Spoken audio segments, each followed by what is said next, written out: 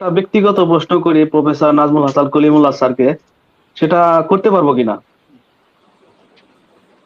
ব্যক্তিগত প্রশ্ন ব্যক্তিগত আপনি ব্যক্তিগতভাবে সেটা ব্যক্তিগতভাবেই করেন আপনি। না, আপনি পাবলিকে এসে ব্যক্তিগত প্রশ্ন কিভাবে? ব্যক্তিগত প্রশ্নটা আমি সেভাবে না, পাবলিকলি বলতে সে পাবলিক ডোমিনেট করে, সে পাবলিক চ্যানেলে যায়, যেহেতু আমরা তার কথা শুনি, সেভাবেই বলতে চাচ্ছি। এমন কোনো ব্যক্তিগত না যে ঘরোয়া বিষয়ে কথা বলবো, তা না। অবশ্যই স্যার আমি ক্ষমা সুন্দর দৃষ্টিতে দেখবেন। আমি স্যারের কাছে একটা কথা জানতে চাচ্ছি যে স্যার, আপনি বিভিন্ন টক শোতে জয়েন করেন, আমি প্রত্যেকটা টক শো আমি আপনার দেখি, যেহেতু আপনার একটা ফেস ভ্যালু আছে।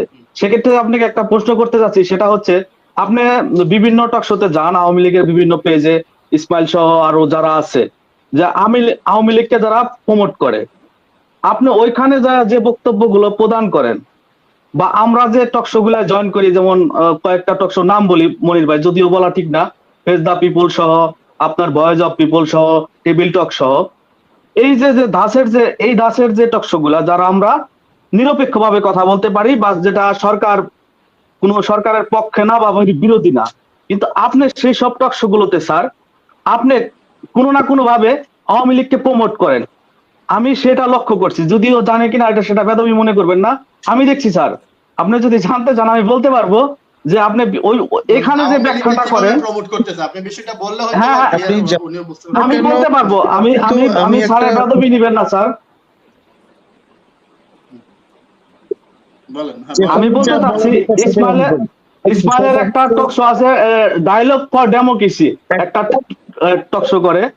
আর একটা মেয়ে আছে লন্ডনে থাকে।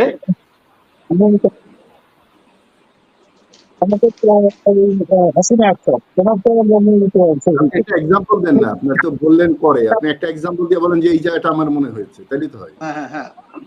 একটা উদাহরণ দেন। তিনি আওয়ামী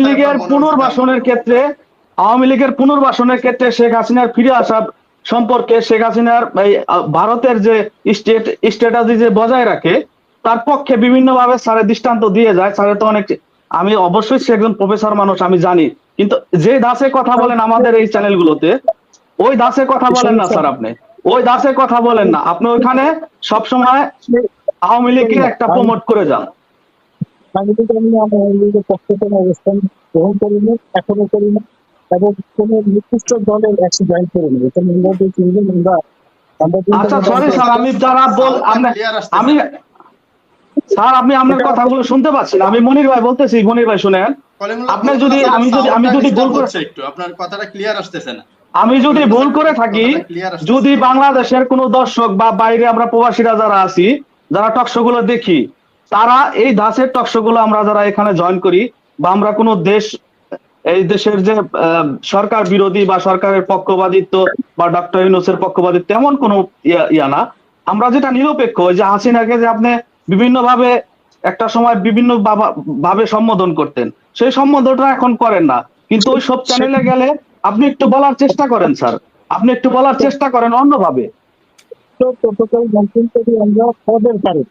আপনি যদি এখন বলেন, কেন বলবেন একজন মন্ত্রী আপনি বলবেন যে স্যার, আমি আপনার কোনো কথা শুনতেছি না স্যার, সরি, আমি দুঃখিত, জানি না অন্য কেউ শুনতেছি না। আমি স্যারের কোনো কথা শুনতে পাই নাই স্যার, বেদবি মাফ করবেন। আমি জানি না যদি কেউ বাংলাদেশের কোনো নাগরিক তার টকশো গুলো দেখে থাকে, আমাদের এই সব চ্যানেলগুলোতে ছাড়া, আমি তো একটা চ্যানেলের নাম বলছি, যদি ওই সব চ্যানেলে তার টকশো গুলো, স্যারের টকশো গুলো দেখে থাকে, তাহলে ডিফারটা করতে পারবে। আমি জানি না, বেদবি মাফ করবেন, আপনারা একটু দেখে নেবেন। ধন্যবাদ, আসসালামু আলাইকুম। আমি সবাইকে সম্মান দিয়ে কথা বলি।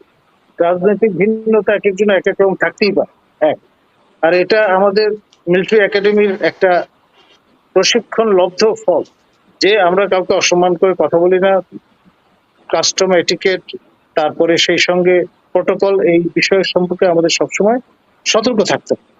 আর ধরুন, কাউকে রাজনৈতিক যে বুলি বচনগুলো নর্মালি যারা পলিটিশিয়ান তারা ব্যবহার করেন, কাউকে স্বৈরাচার বললেন, কাউকে রাজাকার বললেন, কাউকে দেশদ্রোহী বললেন, আমরা এই সমস্ত শব্দ ব্যবহার করা থেকে বিরত থাকি সঙ্গত কারণে।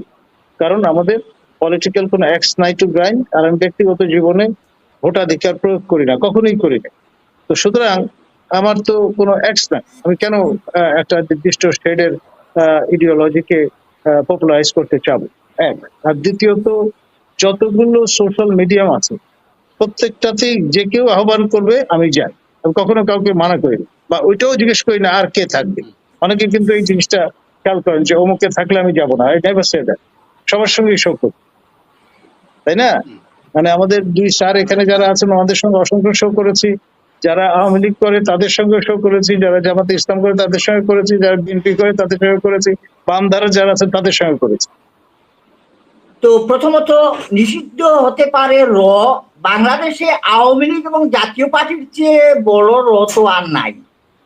আর ডক্টর ইউনূস সাহেবের চীন সফরের মাইনাস কোনো পয়েন্ট নাই, প্লাস হচ্ছে যে মুসাদ ভারত, ইসরায়েল, আওয়ামী লীগ ও তার গৃহপালিত চতুষ্পদদের জন্য হাই প্রেসার ডায়াবেটিস রোগীর মতো রোগাক্রান্তের নীতি। কারণ চীনের সহযোগিতা ভারত ও ইসরায়েলের নগ্ন প্ল্যানের বিপরীতে কার্যকর প্রতিষেধক টিকা। দুশ্চিন্তা মাথায় হাত দেওয়ার মতো। একটু জনাব মির্জা ফখরুল সাহেবের একটা উক্তি দিয়ে আমি শেষ করে, তিনি বললেন 2471-এর ইকুয়ালিটি যারা করবে, যারা সমান পাবে, তারা অমুক্তিযোদ্ধা এবং অনেকটা ঘাতক দালাল। আমি যদি বলি 2471 মধ্যে ডিফারমূলক বক্তব্য তারাই দেয় যারা মুক্তিযুদ্ধ চেতনা সপক্ষের শক্তি, স্বাধীনতার প্রসবকারীদের তাবিজ বিক্রেতারা। কারণ 71-এ একবার গণতন্ত্র স্বৈরশাসন প্রতিরোধের যুদ্ধ, আর 24 তিনবার গণতন্ত্র স্বৈরশাসন পাচার লুপাট গণহত্যাকারী সার্বভৌমত্ব ভারতে ইসরায়েলের হাতে তুলে দেওয়ার যুদ্ধে জয়লাভকারী বিজয় সংগ্রাম। কাজেই আমাদেরকে জাতীয় নেতৃবৃন্দ এক একটা 5ই আগস্টের পরের কথা বলছি, জামাত থেকে বিএনপি থেকে শুরু করে জাতীয় নেতৃত্ব যে বিভ্রান্তির মধ্যে ফেলেছেন, আমি অত্যন্ত ঘৃণা ধিক্কার জানালাম। ধন্যবাদ সবাইকে, আসসালামু আলাইকুম। ধন্যবাদ। মামুন সাহেব কোন প্রশ্ন থাকবে? হ্যাঁ, বিসমিল্লাহির রহমানির রহিম। সম্মানিত উপস্থিতি, আসসালামু আলাইকুম। মনির ভাই, একটা জিনিস খুব ভালো লাগতেছে, আমাদের দর্শকেরা এখন চমৎকার প্রশ্ন করে। এই প্রশ্নগুলো না আমার হৃদয়ে খুব ভালো লাগতেছে, খুব চমৎকার প্রশ্ন। আমরা আসলে দাঁত থাকতে দাঁতের মর্যাদা জানি না। ডক্টর ইউনূসের যে একটা কদর আছে, মর্যাদা আছে, এটা আমরা একটু সময় হলে হারে হারে বুঝতে পারবো। আমাদের রাজনীতিবিদরা যেটা করতে পারবে না, আমার বিশ্বাস ডক্টর ইউনূস সেটা করে দেখাবে। আজকে একটু আলোচনা হইলো মসজিদে নামাজের পর, অনেক মানুষ মনে করতেছে ডক্টর ইউনূসের সরকার কিছুদিন থাকা আমাদের জন্য, আমাদের দেশের জন্য, মানুষের জন্য কল্যাণ হবে। আমি বেশি কিছু বললাম না, সবাইকে ধন্যবাদ। জি, ধন্যবাদ আপনাকে। বিল্লাল, এমডি বিল্লাল, কোনো প্রশ্ন থাকলে আনমিউট করেন, ক্যামেরার সামনে আসতে হবে, আপনাকে দেখা যাচ্ছে না। আসসালামু আলাইকুম মনির ভাই, আমি অন্ধকারে আছি। ওয়ালাইকুম আসসালাম। আপনাকে ভালো দেখতে আছো পাচ্ছি ভাই? না ভাই, ক্যামেরার সামনে আসতে হবে। আমি একটু অন্ধকারে আছি তো, এর কারণে দেখা যাচ্ছে না আমাকে। না, আপনাকে দেখা যাচ্ছে না। আপনি মোবাইলটার সামনে আসেন, তাহলে আপনাকে দেখা যাবে। মোবাইলের আলোতেই দেখেন। মোবাইলটা আপনার ফেসের চেহারা আমি বরাবর বলতে চাই রাখেন যে তাহলে। ভাই, আমরা আমি বলি আমার সমস্যাটা আমি বলতে চাইছি যে আমরা বিগত অনেক বছর অনেক সরকার দেখি, 53 বছর এই ইউনিট সরকারের মতো সরকার আমরা এই জীবনে মনে হয় আর পাইনি। আর বিগত দিনের পাবো যে তারও আমাদের কোনো বিশ্বাস নেই। কেননা আমরা বিগত দিনে যেরকম ছিলাম, আর এই রমজান মাস বা বিভিন্ন মাস দিন আমরা যেরকম ছিলাম, এই বছরটা আমাদের কেমন জানি, মানে আমরা অনেক ভালো আছি। আগের বছরটি আমরা অনেক ভালো আছি। গত 53 বছরের যে সরকারি হয়েছে আমাদের উপরে জুলুম নির্যাতন করছে, যে দলই গেছে, বিএনপি বলেন, আওয়ামী লীগ বলেন, যে দলই বলেন, কিন্তু এই সরকারের দ্বারা যা পাইছি আমরা মনে হয় বিগত দিন আর এই সরকার দ্বারা পাবো না, আমার বিশ্বাস যতটুকু। জি, ধন্যবাদ। হ্যাঁ, মুশাররফ। ভাই, আপনার সবাইকে সালাম জানাচ্ছি, আসসালামু আলাইকুম। তো অতীতে যারা প্রশ্ন করেছে তাদের সাথে সুর মিলিয়ে বলতে চাই যে নির্বাচনের আমার মনে হয় না এই মুহূর্তে নির্বাচনের কোনো প্রয়োজন আছে। আমি একজন বিএনপি পন্থী লোক, আমি বিএনপি করি, কিন্তু রাজনীতির প্রেক্ষাপটে আমি অতীতে যেরকম দেখেছি বর্তমানে সেরকমই দেখতেছি। মূলত যারা নাকি আপনার নির্বাচন করলে ক্ষমতায় যেতে পারবে তাদের জন্য নির্বাচনটা এখন খুব জরুরি প্রয়োজন, এটা আমি আমার মন থেকে বলতেছি। বাস্তবতা যেটা, এটা আমি বললাম যে যাদের নির্বাচনে গেলে তাদের প্রফিট হবে, তারাই আপনার মূলত নির্বাচনের জন্য বেশি আগ্রহী। কিন্তু সাধারণ মানুষ যারা আছে, সাধারণ মানুষ যারা আছে, আমার জীবনে এই এবারে রমজানে যে পরিমাণে দ্রব্যমূল্য যেভাবে খেতে পারছি, যেই দামে অতীতে কোনোদিন খাইতে পারি নাই।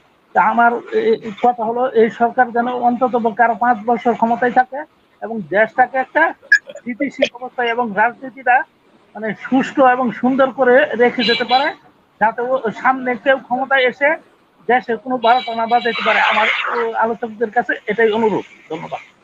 জি, ধন্যবাদ রনি।